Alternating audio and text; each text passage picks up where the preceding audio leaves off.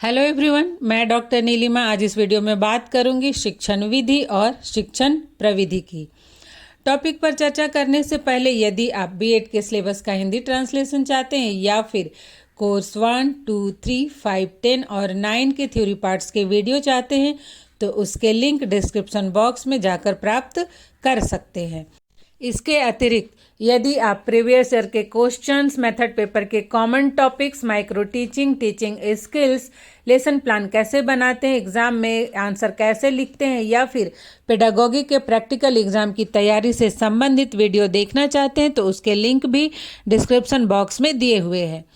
अब आइए शुरुआत करते हैं। इस वीडियो में हम बात करेंगे शिक्षण विधि एवं शिक्षण प्रविधि की। कभी कभी एग्जाम्स में क्वेश्चन आते हैं कि शिक्षण विधि और प्रविधि से आप क्या समझते हैं, इसके अंतर को स्पष्ट करें। कभी कभी शॉर्ट नोट्स में भी ये क्वेश्चन रहता है या फिर दिया रहता है कि शिक्षण विधि एवं प्रविधि से आप क्या समझते हैं, किसी एक शिक्षण विधि का वर्णन करें। तो किसी भी शिक्षक को कक्ष में अर्थात क्लासरूम में पढ़ाने से पहले, शिक्षण कार्य करने से पहले दो बातों का ध्यान देना आवश्यक होता है। नंबर 1 है कक्षा का प्रबंध और 2 है विषय का प्रस्तुतिकरण। तो कक्षा का प्रबंध तो छात्रों का एडमिशन जब लिया जाता है उसी समय उनकी योग्यता आयु को देखते हुए उन्हें अलग अलग कक्षा में उनका वर्गीकरण करके उनके बैठने की व्यवस्था की जाती है। इसके बाद आवश्यकता अनुसार जब शिक्षक जाते हैं क्लास लेने तो छात्रों को आगे या पीछे बैठाते हैं या फिर छात्रों को रोटेट किया जाता है क्लासरूम में, या जिन छात्रों को देखने सुनने में परेशानी होती है तो उन्हें आगे के बेंच पर बैठाया जाता है। तो शिक्षक अपनी आवश्यकता के अनुसार भी कक्षा का प्रबंध देखता है। उसके बाद वह विषय को प्रस्तुत करता है, जिस भी टॉपिक को वो पढ़ाना चाहता है उसे वो पढ़ाने का काम करता है।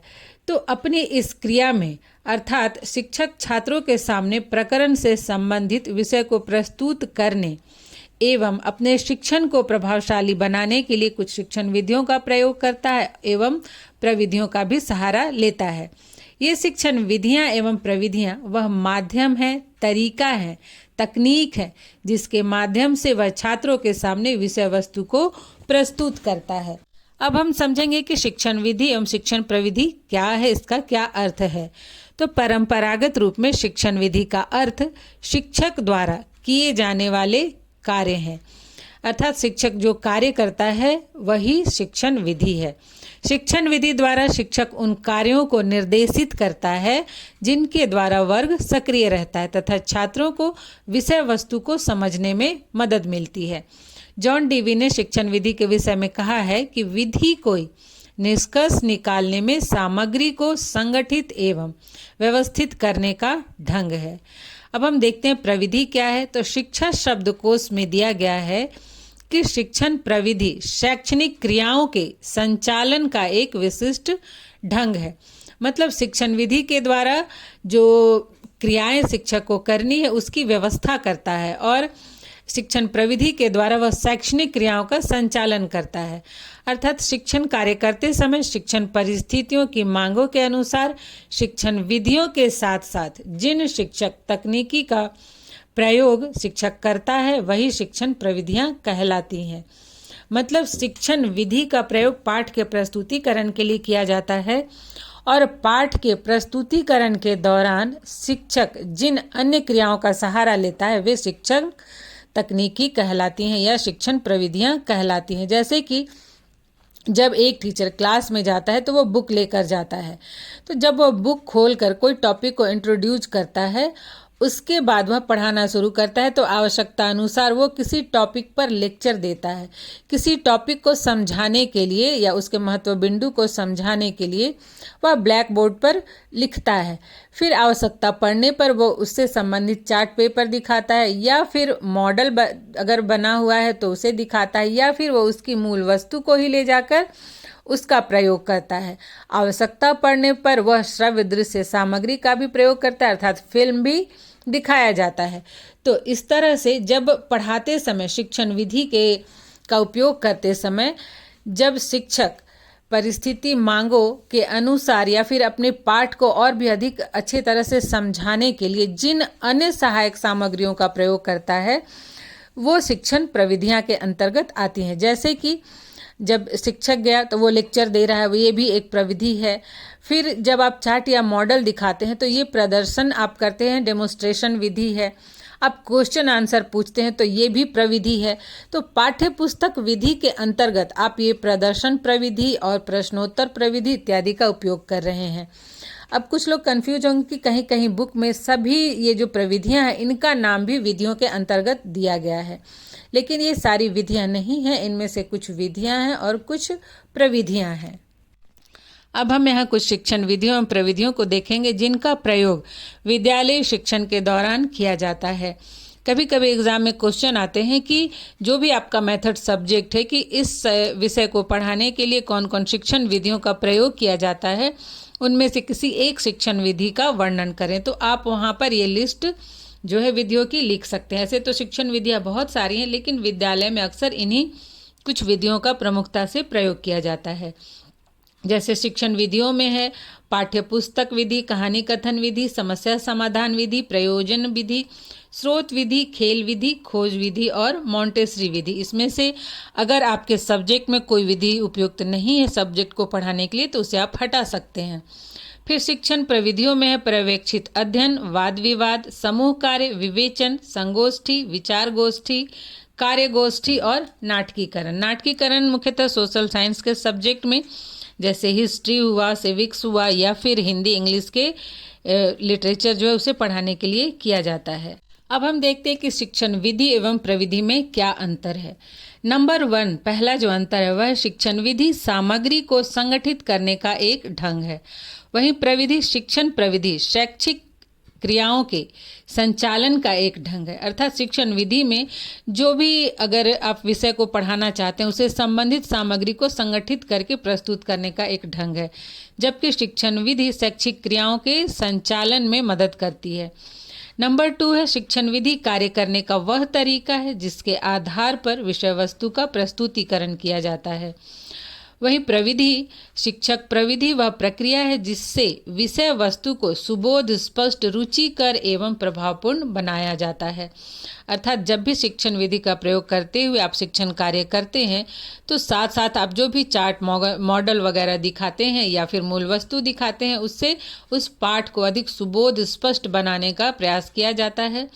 थर्ड है शिक्षण विधि का संबंध शिक्षण उद्देश्य से होता है।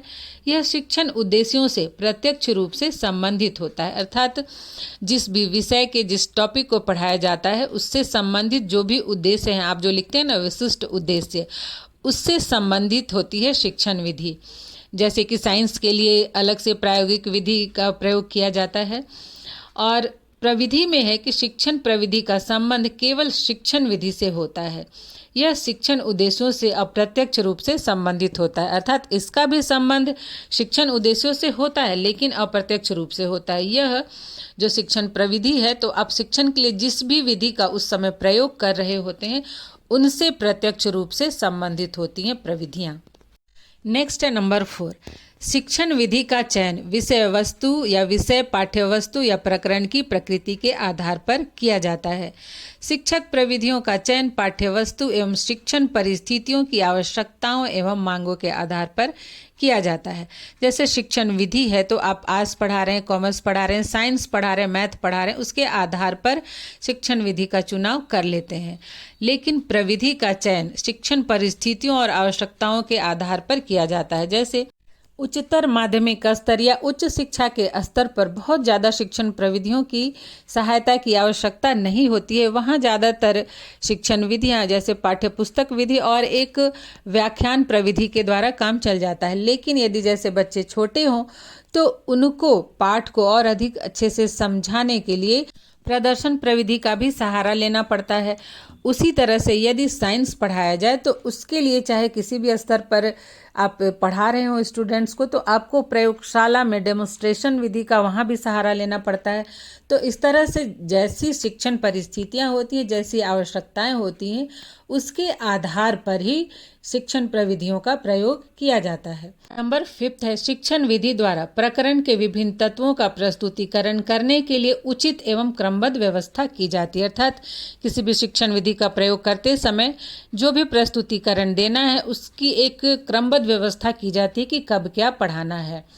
जबकि शिक्षण प्रविधि द्वारा प्रकरण के प्रमुख तत्वों को स्पष्ट करने के लिए उपकरणों या फिर सहायक शिक्षण सामग्री की सहायता ली जाती है। मतलब कब कौन सी शिक्षण प्रविधि का प्रयोग किया जाएगा, कौन सी सहायक सामग्री या उपकरण का प्रयोग किया जाएगा, यह निश्चित किया जाता है।